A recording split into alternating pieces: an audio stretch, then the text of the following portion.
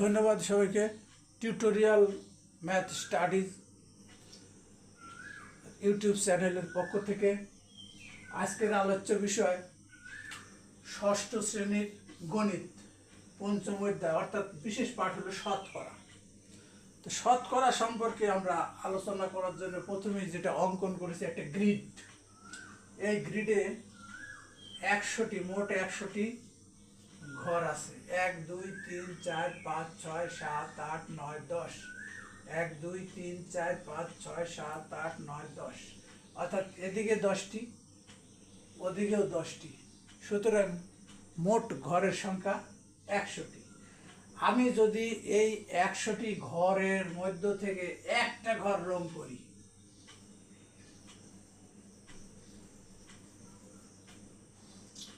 একটা ঘর রং করব, তাহলে আমাদের ভগ্নাংশটা কি দাঁড়াবে? এই 100টা ঘরের মধ্যে রং করা ঘর হলো একটি। তার মানে এখন আমরা দেখতে পাচ্ছি এইটা একটা ভগ্নাংশ। যে ভগ্নাংশের হরে আছে 1, লবে আছে 100, সুতরাং এই ধরনের ভগ্নাংশকেই আমরা বলি শতকরা। তার মানে যে ভগ্নাংশের হরে 100 থাকে সেটাই হলো শতকরা। এটাকে আমরা প্রকাশ করব এইভাবে 1%, অর্থাৎ শতকরা একটা ঘর রং করা হয়েছে। অনুরূপভাবে আমরা যদি 2টা ঘর রং করি, সেক্ষেত্রে আমাদের হবে হলো 2%। যদি ঘরের সংখ্যা যতটা বৃদ্ধি পাবে, এখানে 3টে ঘর রং করেছে, সুতরাং এইটা 100টার মধ্যে 3টে ঘর রং করেছি, সুতরাং এটা হবে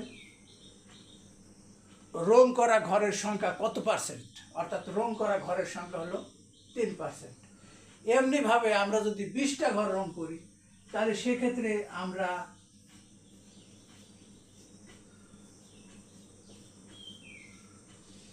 20% বলবো।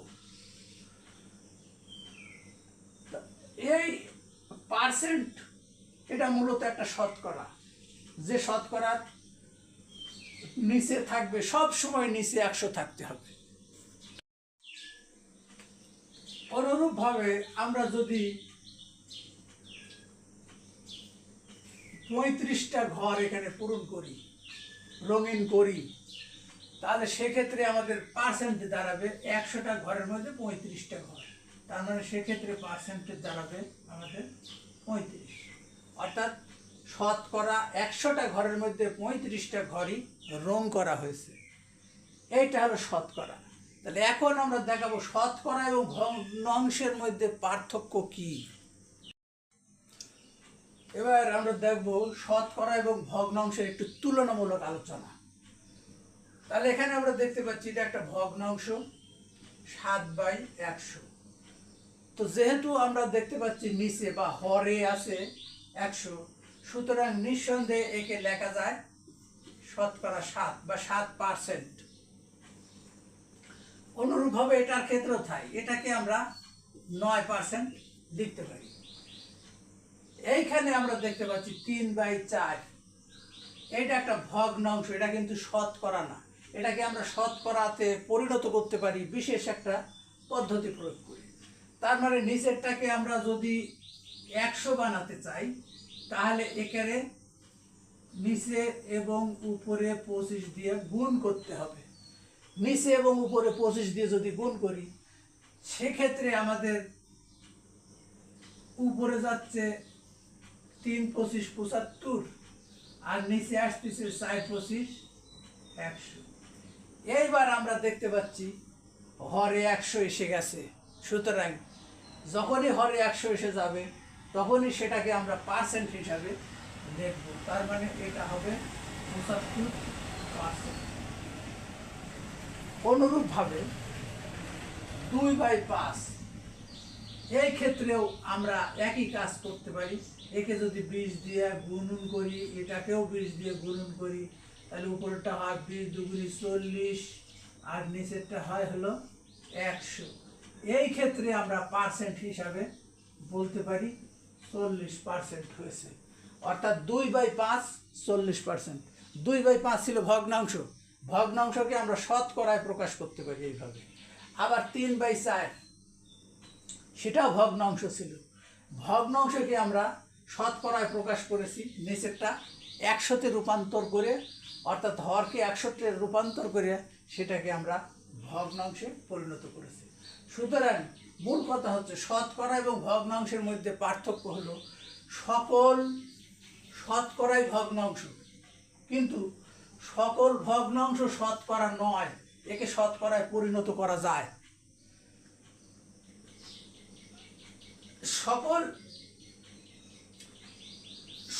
সকল শতকরা আমরা এখান থেকে যে সিদ্ধান্তে উপনীত হলাম, ভগ্নাংশ মানে শুধুই ভগ্নাংশ, আর শতকরা মানে শতকরাও এবং ভগ্নাংশ। এবার একটা অঙ্ক দেখি আমরা। কোনো পরীক্ষায় একজন শিক্ষার্থী 500 নম্বরের মধ্যে 450 নম্বর পেয়েছে, সে শতকরা কত নম্বর পেয়েছে? তাহলে এটা আমরা দেখতেছি মোট নম্বর হলো 500,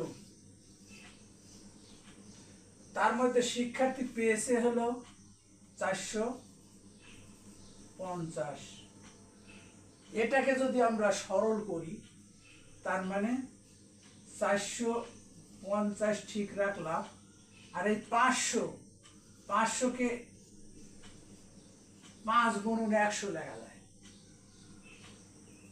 500কে লেখা যায় 5 গুণন 100। তাহলে এই 5 দিয়ে আমরা যদি কেটে দেই, 5 নং 45, একটা 0 90, তাহলে কি দাঁড়ায়? উপরে 90 আর নিচে 100। আমরা আগেই বলেছি নিচে 100 মানে হরে যদি 100 থাকে সরাসরি তাকে আমরা শতকরায় বা পার্সেন্টেজে লিখতে পারি। সুতরাং এই ক্ষেত্রে আমরা লিখতে পারি 90%, অর্থাৎ সেই শিক্ষার্থী শতকরা 90% নম্বর পেয়েছে। এখন এখানে যদি প্রশ্ন করা যায় শতকরা কাহাকে বলে, তাহলে তার উত্তর আমরা এভাবে দিতে পারি, যে ভগ্নাংশের হর প্রতি ক্ষেত্রে 100 থাকে তাকে শতকরা। যেমন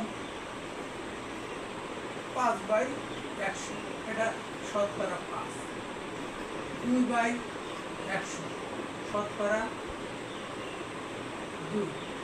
এরকম যে ভগ্নাংশের হর অর্থাৎ নিচেরটা 100, সেই ভগ্নাংশকেই আমরা শতকরা বলি। এখন শতকরা সম্পর্কে কিছু বহু নির্বাচনী প্রশ্ন আমরা দেই। 1 নম্বরে 25% সমান কত? এই ক্ষেত্রে 25% 25/100। আমরা একে যদি কাটাকাটি করি, তাহলে 25 কে 25, 4 25 100, তার মানে 1/4। 25% সমান 1/4, এটা একটা ভগ্নাংশ। অনুরূপভাবে 11% সমান আমরা লিখতে পারি 11/100, এটা আর কাটাকাটি করা যায় না, সুতরাং এটাই উত্তর।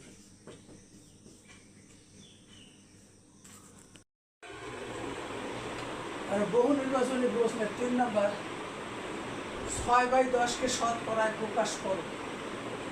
এই ক্ষেত্রে আমরা এই 6/10 নিচেরটাকে আমরা 100 বানাবো, তাহলে উপরে 6 নিচে 10 আছে, একে আবার 10 দিয়ে গুণ দিলে 100 হবে। সুতরাং নিচে যেহেতু গুণ দিলাম, উপরেও 10 দিয়ে গুণ দিতে হবে। উপরে 60 আর নিচে 100, সুতরাং নিঃসন্দেহে এটা 60%। অনুরূপভাবে 7/25, 7/25কে আমরা শতকরা প্রকাশ করব, তাহলে 7 আছে, নিচে এই 25কে যদি 4 দিয়ে গুণ দেই নিচে 100 হবে, তাহলে 4 দিয়ে উপরেও গুণ দিতে হবে। উপরে হলো 4 7 28 আর নিচে হলো 100। তার মানে আমরা দেখতে পাচ্ছি হরে 100 এসে গেছে, সুতরাং এটা 28%। ধন্যবাদ সবাইকে। শতকরার আজকের অধ্যায় সকলকে অভিনন্দন এবং শুভেচ্ছা দিয়ে শেষ করছি। খুদা হাফেজ।